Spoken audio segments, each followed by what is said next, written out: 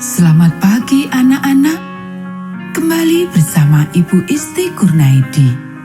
Kita akan mengikuti bacaan Alkitab harian untuk anak. Hari ini, tanggal 1 April, bacaan Alkitab kita 1 Samuel pasal 10 dan pasal 11 ayat 12 sampai 15.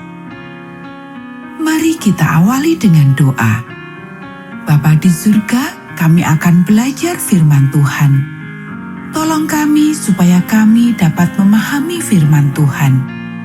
Dalam nama Tuhan Yesus kami berdoa. Amin.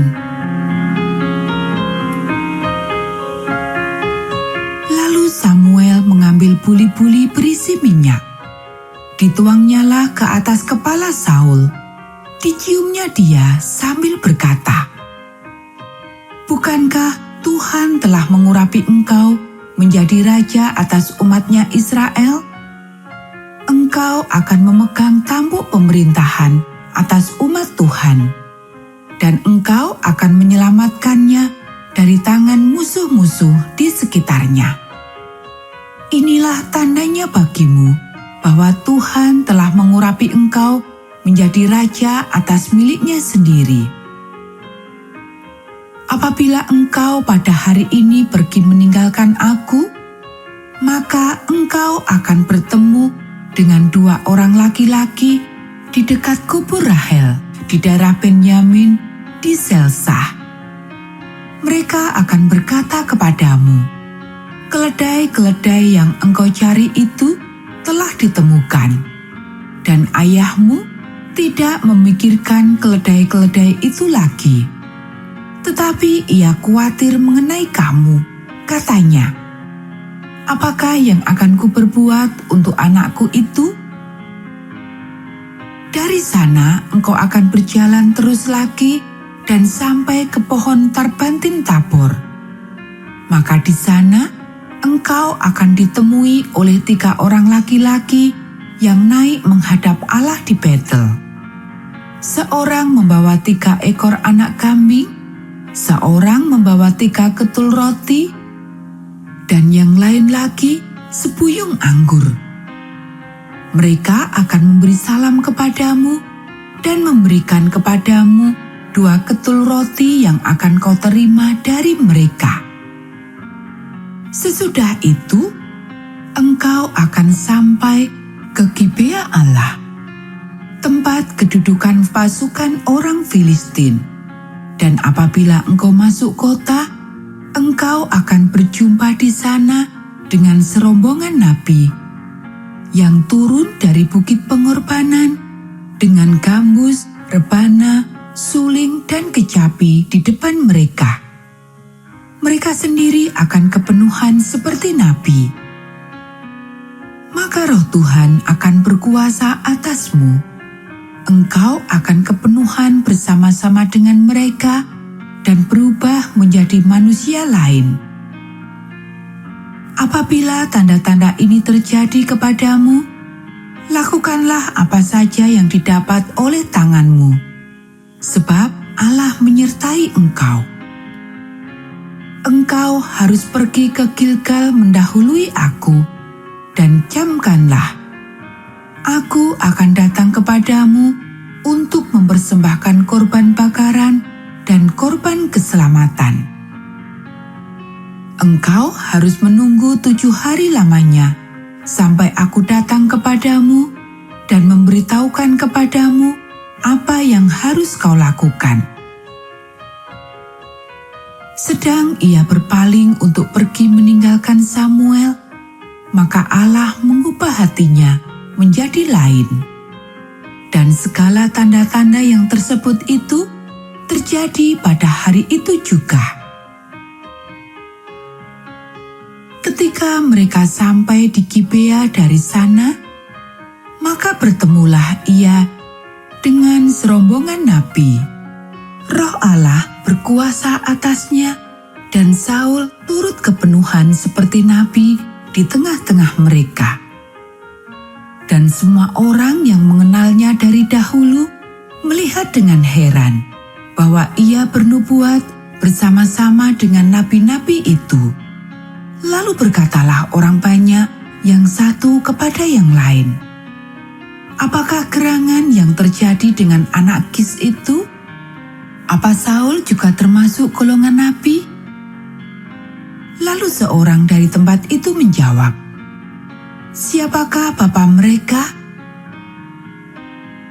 Itulah sebabnya menjadi peribahasa, "Apakah Saul juga termasuk golongan nabi?" Setelah habis ia kepenuhan seperti nabi, pulanglah ia. Dan paman Saul berkata kepadanya dan bujangnya, "Dari manakah kamu?" Jawabnya, "Mencari keledai-keledai itu. Tetapi ketika tidak terlihat, maka kami pergi kepada Samuel." Kemudian paman Saul itu berkata, "Coba ceritakan kepadaku apa yang dikatakan Samuel kepada kamu." Kata Saul kepada pamannya itu, "Terus saja diberitahukannya kepada kami bahwa keledai-keledai itu telah diketemukan. Tetapi perihal menjadi raja yang telah dikatakan Samuel kepadanya, tidak diceritakan kepadanya." Saul menjadi raja dengan undian.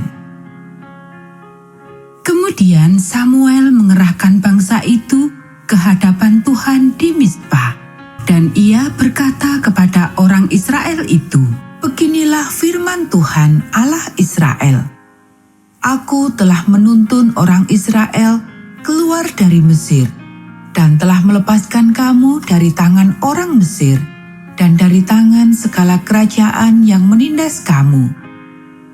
Tetapi sekarang kamu menolak Allahmu yang menyelamatkan kamu dari segala malapetaka dan kesusahanmu dengan berkata, 'Tidak, angkatlah seorang raja atas kami.' Maka sebab itu, berdirilah kamu di hadapan Tuhan menurut sukumu dan menurut kaummu." Lalu Samuel menyuruh segala suku Israel tampil ke muka. Maka didapati suku Benyamin. Sesudah itu, disuruhnyalah suku Benyamin tampil ke muka menurut kaum keluarganya. Maka didapati kaum keluarga Matri. Akhirnya, disuruhnya kaum keluarga Matri tampil ke muka seorang demi seorang. Maka didapati Saul bin Kis.